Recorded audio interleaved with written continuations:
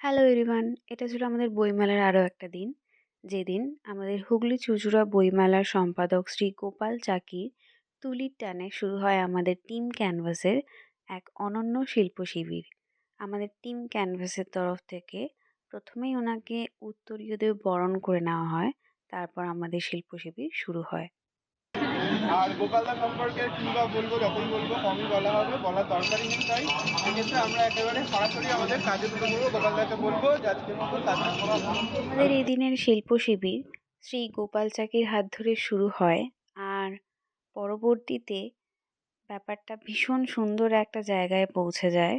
কারণ আমাদের এদিনের শিল্প শিবিরটা ছিল জনগণের জন্য।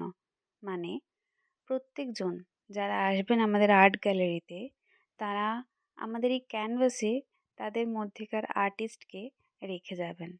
মানে তারা কিছু না কিছু তাদের মনের মতন করে আমাদের এই ক্যানভাসে এঁকে যাবেন। আর এই ক্যানভাসে ছোট থেকে বড় সব বয়সের মানুষেরা এসে এত সুন্দরভাবে নিজেদের আর্টিস্টকে আমাদের এখানে রেখে গেছেন। নিজেদের মনের ক্যানভাসের মতন করে আমাদের এই ক্যানভাসটাকে সাজিয়ে দিয়ে গেছেন। এটা আমাদের একটা প্রাপ্তি। এটা আমাদের ভীষণভাবে ইন্সপায়ার করেছে আগামী দিনে আরও সুন্দর কিছু করার। আর এই হচ্ছে আমাদের স্টলের ওভারঅল সিচুয়েশন সেই দিনের। তোমরা দেখতেই পাচ্ছ অনেক কিছু অ্যাড হয়েছে, অনেক জিনিস এসেছে নতুন, আরও অনেক কিছু চেঞ্জেস হয়েছে। আগের দিনের মতন একই কথা বলবো, এতগুলো কাজের মধ্যে তোমাদের কোন কাজটা চোখ টানলো, কোন কাজটা ভালো লাগলো প্লিজ জানিও। দেখা হবে নেক্সট পার্টে বইমেলার শেষ দিনের ভিডিও নিয়ে।